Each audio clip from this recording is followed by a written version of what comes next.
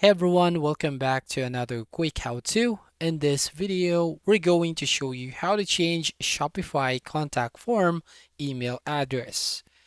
So the first step here that you can do, just basically open up your browser, then go to your Shopify account and make sure to sign in with your account.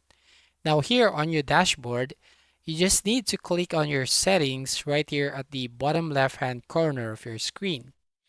So once you click on settings, then you will brought you to this page, and here go to store details, and here on the profile you'll find the pen icon right here.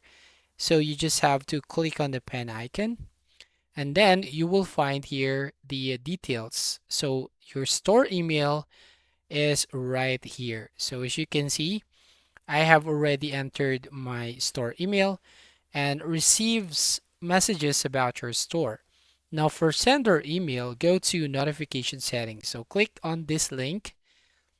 So as you can see, this is the sender email. So the email your store uses to send emails to your customers.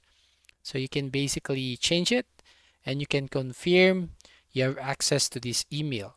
All right, so this is the sender email, and then this is your store email. So thank you for watching. Please like and subscribe, and see you on the next video.